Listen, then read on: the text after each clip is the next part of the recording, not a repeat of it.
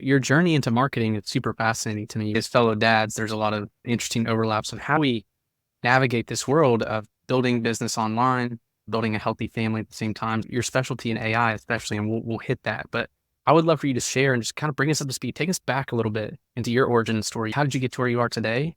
And then maybe Yep. bring some light into what it is you're actually doing today. Sure. So yeah, back in the day of Jason's professional career, graduated high school and like most kids had no idea what I wanted to do. College didn't really intrigue me just because I had no idea where I was going. So I ended up going to our local community college just to appease the parents because I was still living at home at the time. There's a business professor who ran his classes like an actual business meeting rather than your typical class. Instead of going like, okay, we're going to study chapter one, I'll quiz you on it. We'll take a test on the next 3, 4 chapters, whatever. He's like, no, we're going to run this like an actual business meeting that you would find in like a corporate setting just to get yourself familiarized with kind of what to expect. So on day one, he would go, okay, everyone break up into 4 groups. Group one, you're now a team for the rest of the semester. You're in charge of presenting chapter one of the book, group two, chapter two, so on and so forth. And so what we had to do was create a presentation based off of all of the information that was in there. And then it was up to us to bring in outside sources, visuals, things like that. And then as we presented, as we're going through the entire thing, he would stop us and go, okay, here's what the book says. Like, you guys are doing great. Here's what the book says. Here's what's actually going to happen. Because this guy had his own successful business consulting company before he started teaching. He did teaching just as a passion. He didn't have to teach. He was very well off, but he did this because he wanted to make sure that the next generation of business people were going to be okay.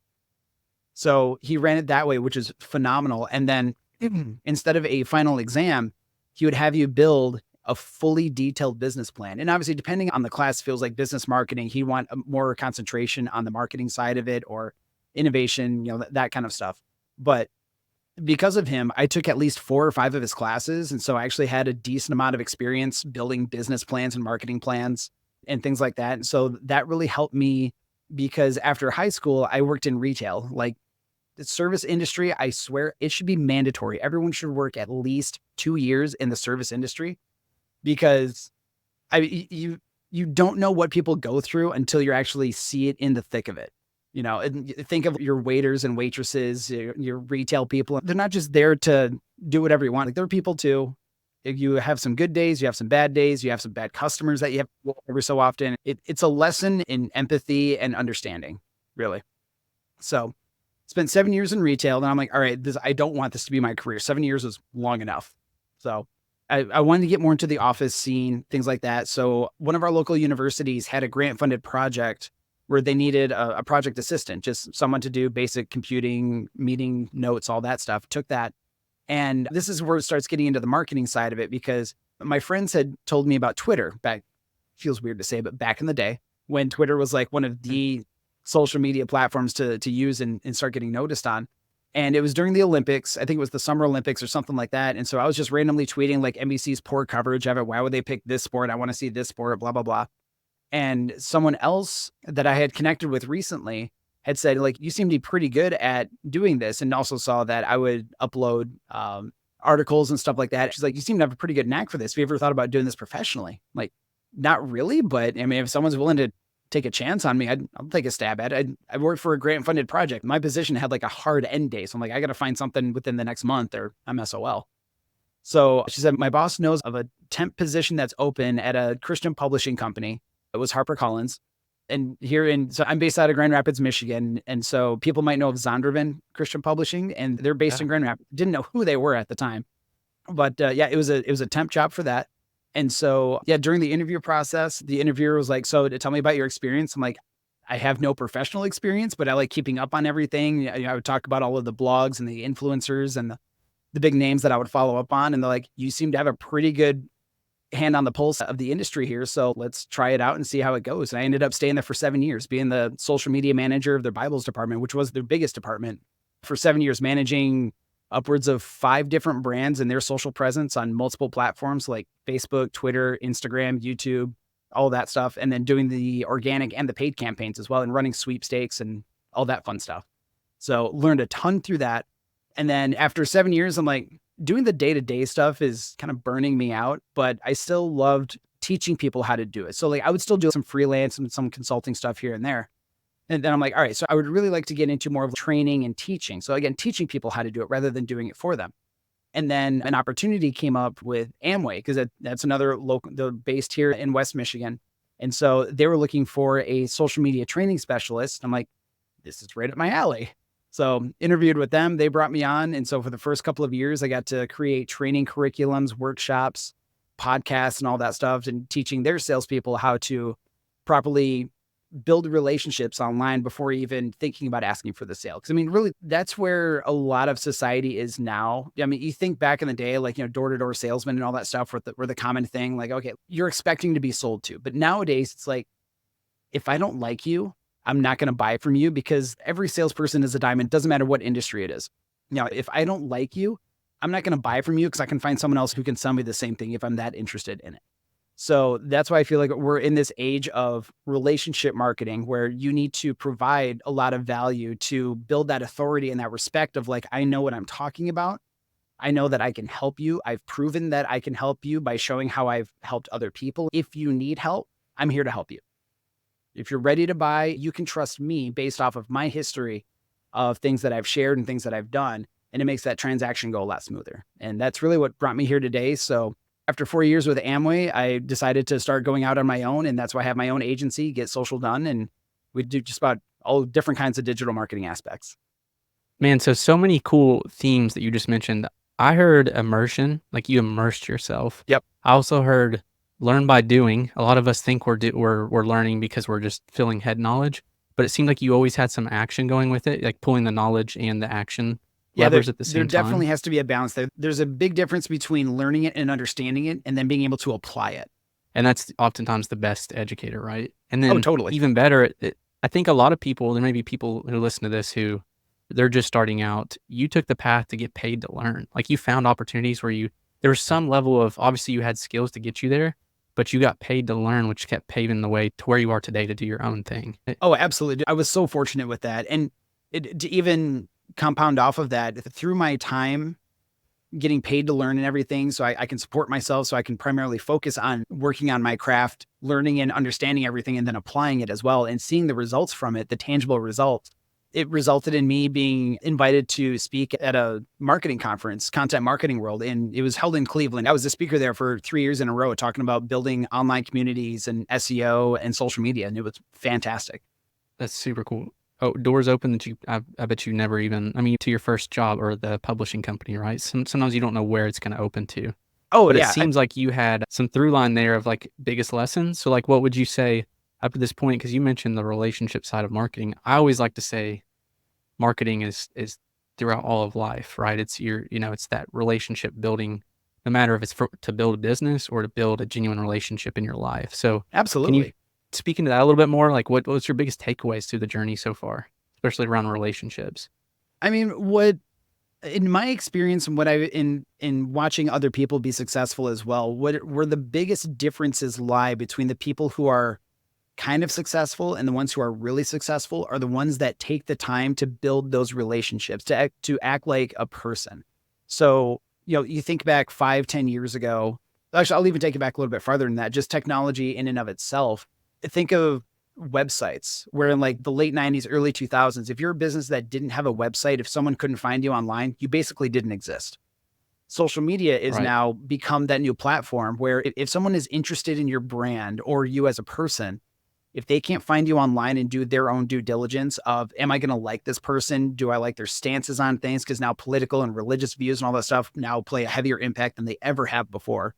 Do I like how you promote your product? Do I like how other people review your product and talk about your product and everything? Do you have any negative reviews and what do those look like? There's so many more touch points that it takes now to earn your way from awareness to actually converting on a sale. And it's all based on relationships. And the scary part is that you're only involved for about maybe 40 to 50% of that. And so it's all about the relationships that you build. It's all about how you carry yourself, how you respond to things, how you handle adversity. Because not everything is sunshine and rainbows.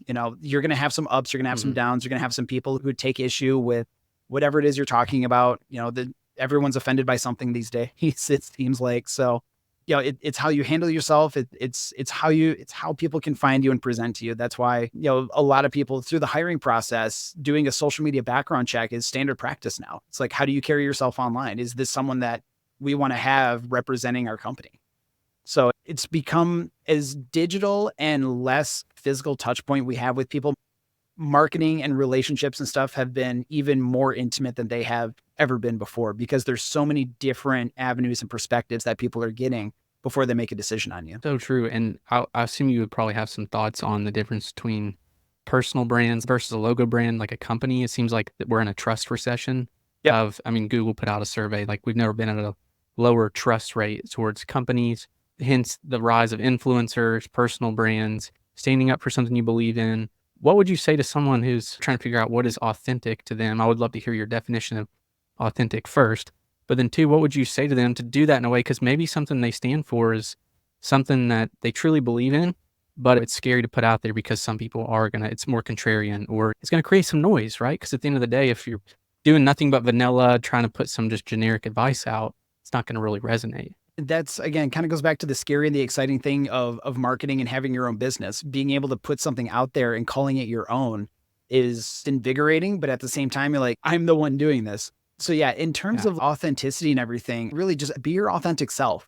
As scary as that is, and I know there are definitely days where I need to take my own advice, and I'm fully willing to accept that and admit that, putting yourself out there and putting your thoughts and your beliefs and your stances on things, it might alienate some people, but at the same time, it might also bring the right people to you as well. It seemed like it was wildfire for the past 3-4 years, something like that.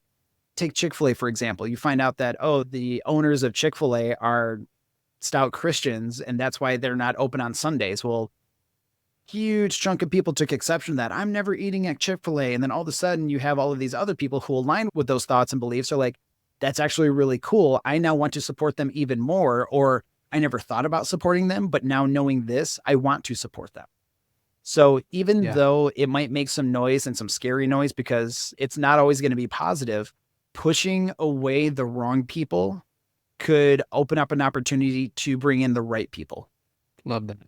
Love that. What do you think of this definition of authenticity? I heard Gary Brecka say it. I posted it on social media because I thought it was interesting. He was talking about how we can rise or lower.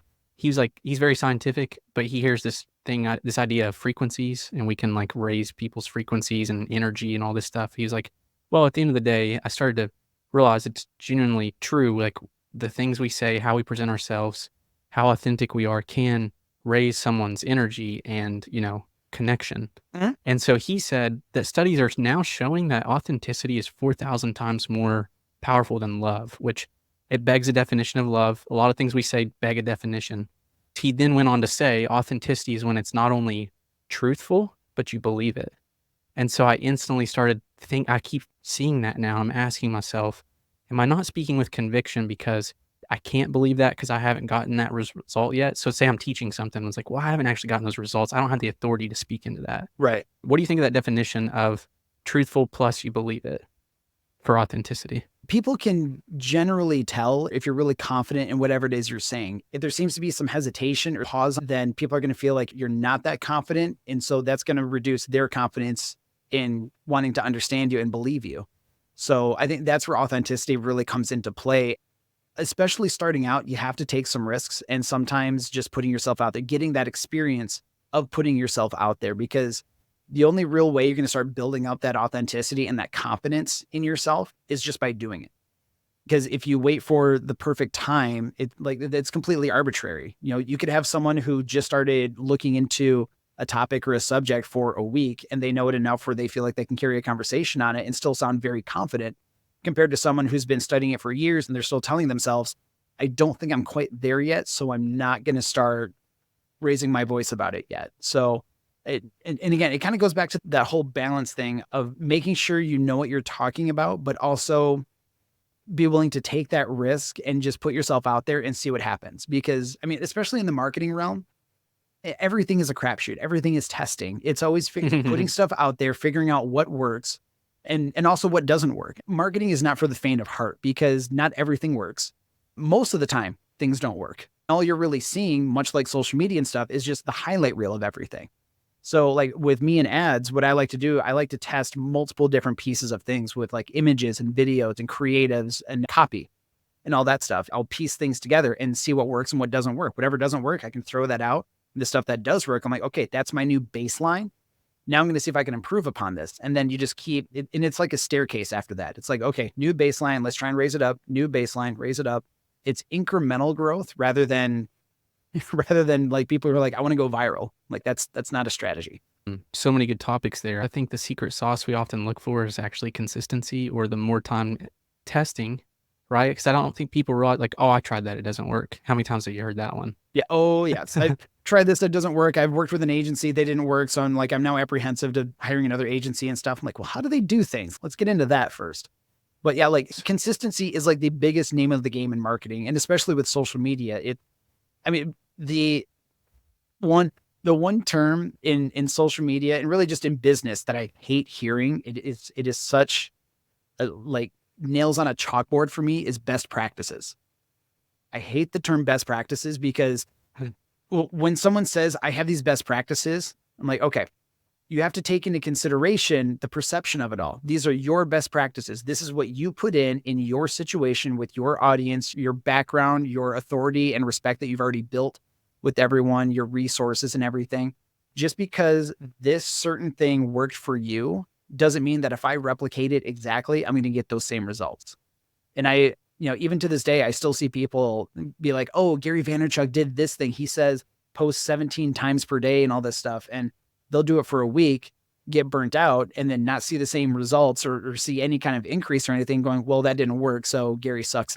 It's Oh, we're very consistency and it's managing expectations. throw out the baby with the bathwater, right? Have you ever heard of the trio of people, process, tools? Yep. Yeah, so that's been so helpful to me. It's like, well, you take Gary V out of that equation. Are you the type of person that could do that? Are you the Gary V gift of gab interesting person who would make sense to have someone follow them with a camera? Probably not. I'm not, right? So it doesn't make sense to take his document, don't create, as I got to go get a videographer, have them record me. And so there's there's nuance that comes down to what people are involved, what process works for you. There are principles that are timeless probably in it, or, currently working. But then you get into some of the fun stuff. You can nail those two. You get to get some cool tools, which I want to pick your brain on the AI side, because it sounds like you're doing some really cool things. So where are you at right now? What do you see? What's going on in your world, in the marketing world, that you're currently focused on? Professionally within the agency. Yeah. So the beginning of this year, I launched my own agency, which at the time was just me doing social media and social media ads. Cause like that's my bread and butter. That's what I've been spending over a decade doing. I'm like, that's what I know. I can help anyone out with that. No problem.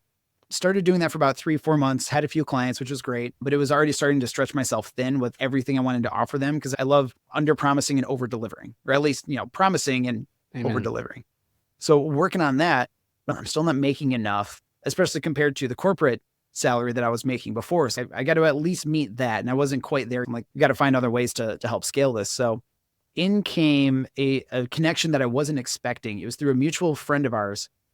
He had left a testimonial for the AI tool that she works for. And we'll talk about that in a minute. He left a testimonial for that. And I'm like, this guy sounds really interesting. So I'm going to check him out. He had his own digital agency that had been doing very successfully. And I reached out to him like, hey, can we chat for a sec? I'd love to pick your brain and find out how you're doing things. And he explained it all. And the thing that blew my mind the most was that this guy doesn't market his business at all. Most, if not all of his clients come through either referrals or affiliates helping sell their services. So I'm like, so have you ever thought about having someone like partnering with someone? Because a lot of his stuff I wanted to be able to offer, but then there's also stuff that he doesn't offer that I can add on top of that. I'm like, hey, we can help each other out and really build this up. To which he was really interested in. And it took a few more discussions and everything, just hammering everything out. But we have a good partnership going that we just finalized 2, 3 weeks ago, something like that. Now it's expanded everything that we can do. And now suddenly I'm with this business where I had 4 clients that I could handle. And now we can easily handle another like 20, 25. No problem, because of his team. That's amazing. It speaks well to the relationship piece, right? And Right. Yep. joint ventures. I feel like joint ventures are really hot right now because of the trust that's required to build, but it also complements. And, you can, it's not obviously if in your own business, if you have multiple channels to get traffic, you're then multiplying that with a partner, and you can complement and increase the value of your offers too, right? Exactly. Yeah. So how was there a lot of missional alignment that had to be required for that to be a good partnership? Based off of what I've seen from him, and of course I did my due diligence looking at all of his content and everything. I'm like, he pretty much aligns for the most part with me. And so obviously I had some questions and stuff on business and future goals and everything, just making sure that we were aligned on everything. And again, it takes a few conversations. You're never going to get it completely ready to go. You're not going to marry someone on the first date. So it's just getting those details hammered out and just making sure that where we're at, we see eye to eye on everything before we start moving forward and really start pushing this thing together. So yeah, it was just some honest conversations, some deep questions and stuff that you have to have answered before you start working with someone. But yeah, it helps a lot. And it doesn't always have to be a partnership. It can even just be just a collaboration, like doing these podcasts here with you. Like this is going to help both of us. And for me, again, going back to the whole relationship marketing, I love finding win-win situations where can we help each Yeah. other, where I get to help you grow and you get to help me grow at the same time. Because it's just better that way rather than trying to find a one-way thing. Oh, it makes it so much more fun too. Like Totally. yeah, I latched onto the Dream 100 idea from Russell when I came into the funnel online marketing world, and I'm like, this is obviously so powerful, but it seems very hard and time consuming. So a lot of people don't buy it, or they don't buy into it. So then they go maybe they just focus on paid ads because it's the fastest path to cash. Yep. So Yep. harder to build a real, yeah, impatient. But you also are involved in paid ads. So can Mhm. you share a little bit how those two go hand in hand, and how you're seeing using them to create success for clients? Yep. So the big package that we offer with my agency, we call it syncretic marketing, which basically means we want to make sure every aspect of your marketing is in sync with each other. So we focus a lot on the organic stuff, making sure that your Google business profile is updated and where it needs to be. Your SEO and your backlinks and your website and everything is where it should be. Making sure that the keywords you're going after are ones that people within your industry are actively searching for. We also have email sequencing and blogging services that we do that again all play into helping you build up that rapport with Google. So when people are starting to search for your services in your area, whether it be local, regional, or national, like you actually pop up in a reasonable location. I mean, we can't promise page one, no one can, but we want to work your way towards that. But we also want to make sure that each piece is working in conjunction and again, in sync with everything. So the ads kind of help propel it a little bit faster. So, if we had a rocket, or think of like if we had a car, your car, you're driving along the highway, 70, 80 miles an hour, something like that. That's how fast your business should be going with just doing the organic stuff. Then the paid ads is like just putting a rocket pack on the back of it. Like we're going to try and speed that up just a little bit more because then we can target the right people through Facebook and everything. We can get more audience insight so we can retarget, we can build lookalike audiences, we can reach more people who fit that persona of people that have visited your site before, or at least gotten to a certain part of your site. So you know that you're getting warmer leads than usual. And then just making sure that your workflow, once the leads start coming in, is in a way that you can handle it. It's a good flow for the leads that are coming in. So they're not just expressing interest and then just hear crickets after that, because no one liked that either. So it's making sure that every piece of the marketing thing that's going to eventually lead to scheduled calls and sales and everything is working all together. So that way, when your sales staff is on the phone call and everything, they have all of the information that they need to have a good conversation with a high probability that they're going to close. I love the vision there because it really applies across the board to your whole business, right? It's like Yeah. a connected business. All the systems feed together. The interesting piece to me that I would love to hear your thoughts on is the marketing message from the top of funnel, if you use marketing lingo, when someone first hears about you, all the way down to a customer. And ideally, you're pushing them into a referral, which creates this flywheel effect. Yep. Making sure that messaging is what your promise, like what you say you do, like all of that is synchronized across all the way down the funnel to the customer. And it's just a streamlined experience where it wasn't bait and switch. There wasn't empty promises. Do you see that happening a lot? Like, what are you seeing in the gaps once a lead comes in? What kind of gaps are you seeing, whether it's the follow-ups or inconsistencies in the messaging? I've seen a lot of sales tactics and ads where they'll promise you the world and it sounds very enticing and it pulls you in. The psychology of it is designed to do that. But then to have this dream thing that they're promising, you have to be able to meet very specific requirements. And if you miss even one of those, then they're not liable to fulfill that promise. And for me, that's where being that authoritative figure, the respected figure, like, I don't want you to feel like I'm promising you the world just so I can get your money. With my clients and everything, like, your success is my success. If this thing fails, 90% of it is going to be on me. Now, sometimes there's times where I will have suggestions for people and be like, hey, you're doing this. I feel we can make this better by doing this. And they're like, well, I want to stick with this. I'm like, definition of insanity, keep doing the same thing and expecting different Mhm. results. But, I try and make the biggest impact that I can where it makes sense. But at the same time, it's like, no, I'm only going to put out there what I'm confident, again, going back to confidence and authority and everything, what I'm confident I can fulfill. I'm not going to sit here and say, I'm going to guarantee you 500 quality leads in 90 days or your money back or something like that, like some big sexy hook or something like that, where, because then the definition of quality leads is like, okay, is it someone that clicks to your website? Is it a form filled out? Like, what exactly is that parameter? So yeah, again, Mm. it's being open and transparent and honest and just making sure that whatever I can promise, I can actually fulfill. So that way when people come to me and, I can meet those expectations, reputations aren't damaged or anything. Because I mean, as I'm sure plenty of people know, it only takes a few bad reviews where people are like, I don't know if I can trust this person anymore. Totally. It goes back to it's not authentic because it's not true what you Right. promised, right? And then it makes me think of, I don't know if you ever heard of the trust equation. We talked about it and shared on here before.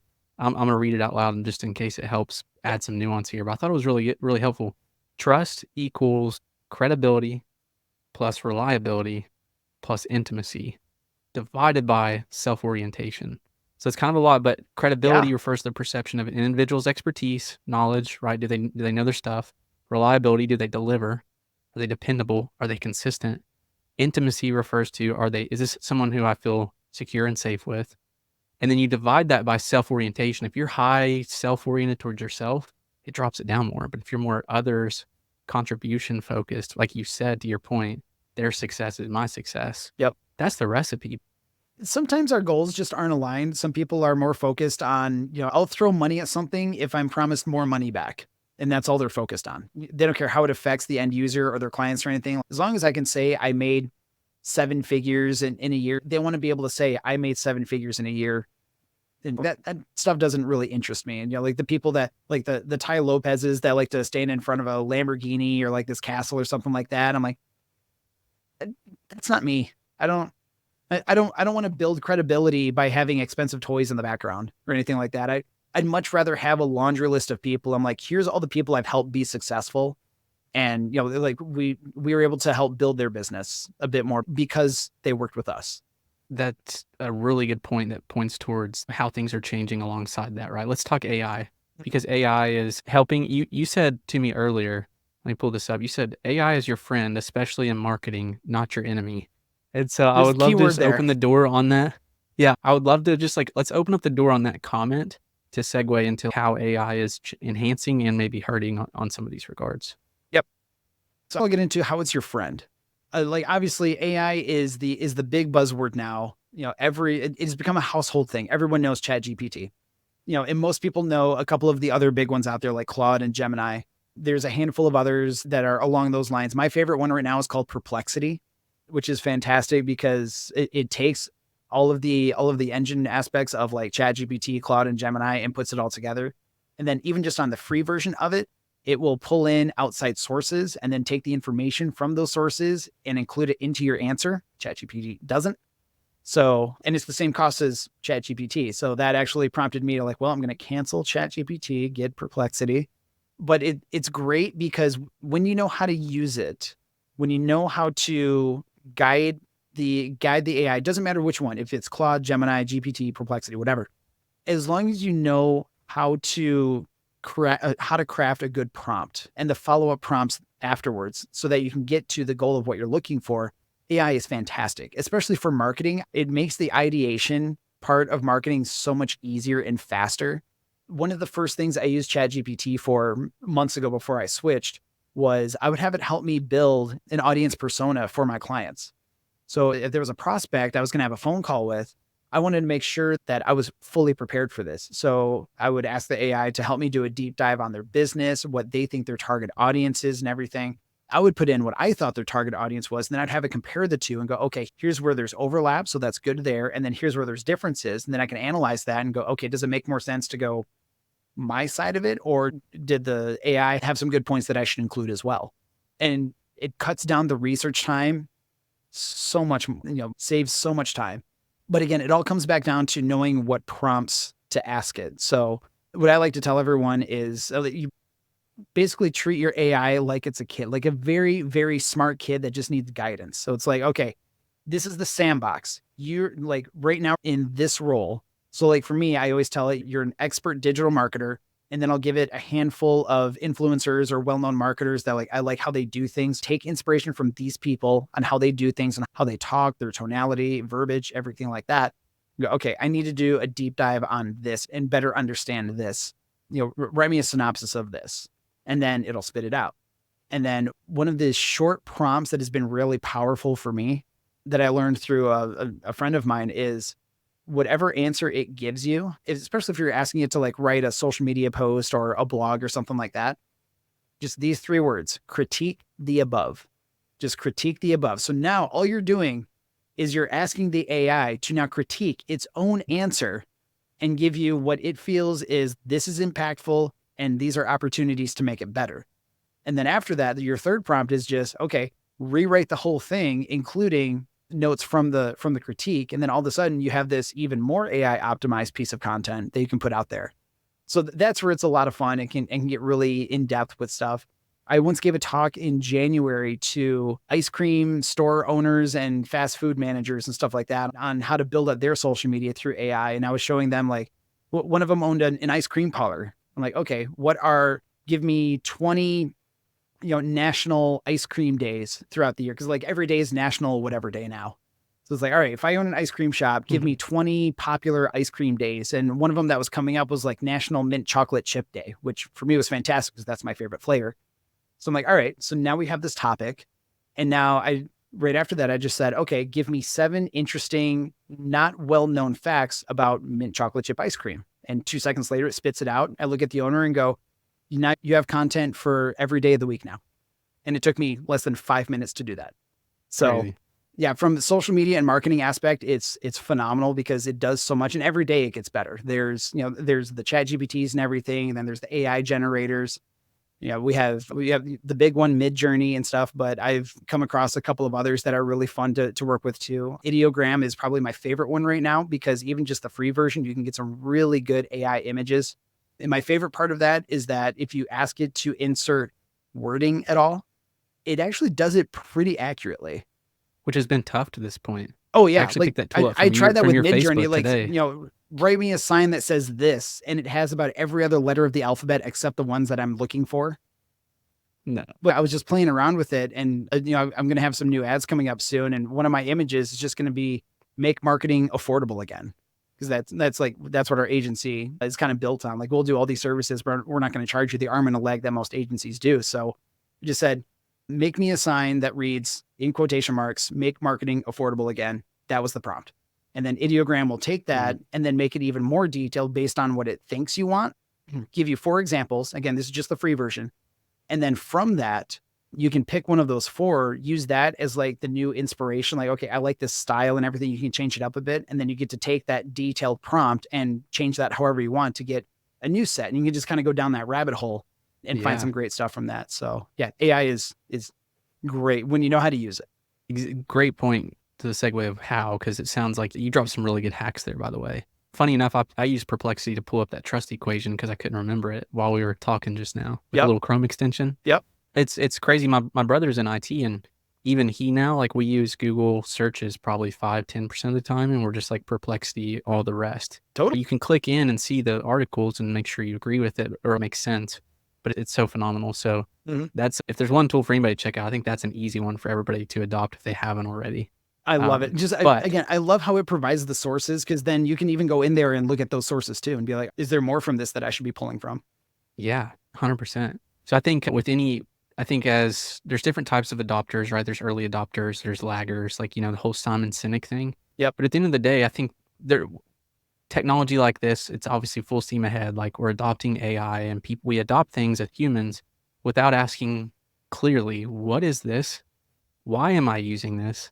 How do I best use this, right? The classic what, why, how that you really can't get rid of when it comes down to using things. And so I think those are important questions for people to ask. If they check the box of like, AI, because there's a lot of people saying, why should I get AI? And people are doing it out of FOMO. Like, I don't want to get left behind in Yep. business. And there is an aspect of that. There is an aspect There of is. that. There's like the how piece. To keep it really simple for me is most people just start by chatting with it, right? You start chatting with the ChatGPT, get the free app, chat with Perplexity. Then you start prompting, right? You start actually chatting with it effectively. You actually give it a target. People say, Mhm. this doesn't give me what I need. It's like, well, you don't even actually know what you want. So you're not telling it well. A version 2 of that is you see a lot of tools now saying promptless AI. So have great prompts on the back end for you, like Mhm. John Benson's tool that's trained on all the greatest sales letters. And it's a phenomenal tool. Like, you don't have to do prompts. You just give it a blueprint for your offer and it can spit out sales letters and Yep. things like that. It's really, really cool. I think level 3, and a lot of business owners are really scratching their head, is how do I integrate it? How do I like integrate it into my workflow? I get the whole I can have it up over on the side and speed up my research. But what about like in a system in my business? What about an AI chatbot? What about an automated content creation where like, the things I'm speaking, this is where my head's been. And what we're creating is like using tools that AI to capture your meetings and your coaching calls and taking the genius that you shared and then fully integrating it into a content system. Yep. Do you have any cool ideas or ways you see things going on that side to actually integrate it into your business, or how Yes. someone should go about looking into that? Right. Yep. So I just started getting into that, figuring out like automations and stuff and how you can make it like everything kind of play together. I'm still figuring out, but there was a TikTok video I saw about a week ago. This woman who's she owns her own marketing agency and all that stuff. She had talked about how she'll set ads where you click on them and you fill out a form. Then that form goes to a Google sheet. And then they have, I think it was Zapier. It's either that or something similar to Zapier. They have Zapier then have this automation workflow where then ChatGPT takes the information that they provide from those fields, do the research on their business, their socials and all of that stuff, fill out a customer profile for her, and then also respond back to the prospect with an email drip campaign for 4 or 5 emails to nurture that lead to get them to schedule a direct call with her. And then by the time it actually gets to a direct call with her, she's had absolutely no interaction to them throughout this entire process so far. But because of all the automations and workflows that she has set up in ChatGPT, being able to do the research on that person because they filled out all of the fields in this form, it has the drip campaign. It keeps notes of everything. So that way, when she has that actual call with them, she has all of the notes. She has all of the communications and everything right there. So it seems to the prospect as if she's been the one behind the keyboard the entire time, even though this is her first touch. I don't know exactly how all of that is put together, or I even know the cost of the ability to do that, but I know it is out there. You just sparked an insane idea in my head with that, because I was curious, is she personalizing the emails for every contact with that data that ChatGPT came up with? No, I think So I that'd be pretty amazing to make it personalized for every single lead that comes through. Yeah, exactly. I think she built through the prompts, like she put in all of her sales letters, all of her videos so that it sounded just like her. So it has her tone, the words she uses and the context and everything that she uses. So she had to train it up a bit. And again, I don't know what that process looks like yet. That's what I'm still researching. But yeah, she got it to a point where this chat GPT bot or whatever the AI bot that she's using gets this information from this prospect. It does its due diligence on everything that it can find there, and then starts personalizing these emails and everything, which nurtures them up to an actual call. So it's a hot lead now, not just a warm lead. And now she has everything there, and the prospect thinks they've been talking to her this entire time. Wow. I think that almost brings to life that the fact that ChatGPT, right? These things keep the language models, the Claudes, these big giants that have these. That's what the AI is the language model. It's almost like a spoke. Like all your tools and data connect back to this thing that can then go bi-directional Right. and feed Yep. it back or share it between tools. Yep. That's kind of made the most sense to me, kind of like a wheel. But I think that's probably one of the biggest concerns I hear. If you do have any thoughts, like, okay, I can see where I can use a tool like Zapier to bridge any tool to ChatGPT and back. I can get that concept, and then maybe if I can level up on how to prompt things, sweet. I can start to dream what's possible and how to integrate this in Yep. an automated way. But what about my data? Do you have any thoughts there, or maybe it's just a segue into the next piece of where you're going with AI? Yeah, in terms of data and data privacy and everything, that's a big challenge. And I don't think it's a topic that people are talking enough about just because, I mean, you can feed any bit of information into an AI bot and all of a sudden it has that, whether you're meant to be sharing that or not. So, I mean, data doesn't really become an issue until it's already an issue and then people start taking it seriously. But yeah, like you said, there's going to be other people that can speak to that a lot better than I can. Yeah, Yeah, I though. have a lot to learn. But that's I mean, but Um, that's also kind of how like AI is the end, like in a way can be an enemy because yeah, you hit could more put on that. I sensitive would love to hear what you information out think. there and then it captures that. And then all of a sudden it's like, oh, this is now part of my database. I can shove it out to everyone else who's asking for something similar to this. The big scare right now is everyone's like, AI is coming for your jobs. It's like, yes and no, because there still needs to be a human element driving all of this technology, whether it's AI, automations, whatever. There still has to be a human element driving that. So now it's getting to the point where the people who are embracing AI and attempting to understand it as best they can, I feel like they'll be okay. It's the people who aren't, like, whether it be they're scared of it or they don't understand it or they don't want to understand it. Those are the people who are going to unfortunately be left a bit left behind and going to leave them open and prone to being replaced by AI. Because it's like, if you can't do this and I can find a way for an AI tool to do this, then what do I need you for? So that's But kind then of the it could scary part. the beauty would be a bridge, right? Because then they would be freed up to do some more relationship building type of things, or the aspects that AI will never replace, or will just enhance that person's role. So, do you agree with the sentiment that AI is not going to replace jobs? It's the people who leverage AI who will replace people's jobs. Yeah. Yeah. I do feel that people will find ways to utilize AI to take over more jobs. So maybe that results in people wearing more hats because they found ways to have those workflows and those automations where it can cover some other things. But I mean, yeah, I mean, going back to like what we talked about at the beginning of this, it's all about building relationships and everything. And there still has to be some kind of human to human interaction because if there's not, then we're going to be skeptical of everything that we see online. And that trust is completely broken. Totally agree.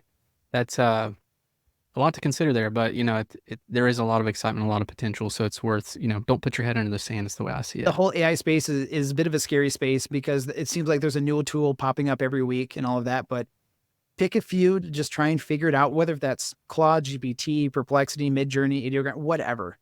Try and familiarize yourself at least a little bit to understand kind of the process of how it works so that it doesn't seem as daunting when something comes up and someone asks you about it and you're like, I don't know. But there's Mhm. tons of YouTube video and like YouTube is YouTube University now. You can get any kind of education information through that. There's tons of resources that are out there or just trial by fire, just like marketing, like we had talked about. Just dip your toes in there, find out what happens and go from there. Just give it a shot. I'm a big framework guy, so the acronym code has always made sense to me. AI, I think, is going to help us excel at capturing ideas in an information overload, distilling. Then it gets to the distilling, right? You get information, we're collecting this information, distilling the key elements out of it, whether it's an AI meeting tool that helps you decipher the most things to pay attention to from that meeting. So capture, organize, distill. I kind of said those synonymously, but it kind of just helps bring it down to the essential, right? And then the E is express, right? We can actually get to the aspect of expressing new ideas, putting our own ideas into it, or and then pair with that. I love the idea of 10-80-10, like with the chat GPTs of the world, like put the 10% effort in to give it context and what you want and think. Let it do 80% of the work, but then do your 10% polish at the end and make sure it's something that you're not just putting AI out there, but you're like truly making sure it fits you. Don't copy and paste it out there. Yeah. Actually review it and edit it a little bit. Right. So with that, in the final minutes here, what excites you right now? Like, what are you moving towards? I mean, the big thing I'm moving towards is figuring out how that woman did that whole automation thing. Because that really intrigues me. Because in figuring that out, it's going to make my life easier. And in doing that, then that's another thing that I get to teach people and hopefully make their lives easier too. So it's like I'm trying to understand it so it betters my life professionally and personally, but to be able to learn and understand that in a way that I can explain that to other people and hopefully make their lives easier too. I love it, man. Final question for you. Yeah. This podcast is called The Engaged Entrepreneur, all about showing up engaged, not distracted in all areas of life, especially, how business can pull us from an engaged relationship with our family or friends, it can just suck you in. Mhm. How are you showing, what are you doing right now to show up engaged in every area of your life?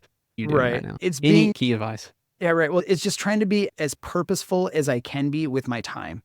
So like for me, I'm a stay-at-home dad right now. My wife works full time. So that way just we have benefits and all that while I'm building this up. So it's waking up a little earlier than I normally like to work on my stuff. So that way when my kids do wake up, I can spend quality time with them. So I'm not just using the TV as a babysitter for 6 to 8 hours. And then after that, quality time with the wife when she comes home, kids go to bed, and then I get to spend a few more hours on the business. So again, it's chunking time out. I mean, and obviously there's going to be distractions. I'll take meetings in the middle of the day and stuff like that to help progress everything. But then also making sure I get back to engaging with my kids and my family again. So it's people like to say a work-life balance. It's never a balance, but it's like it's trying to keep things as evenly keeled as possible. Yes, I always say that the work-life balance falls flat for me. Right. It's a constant teetering effect because there's going to be good days and bad days.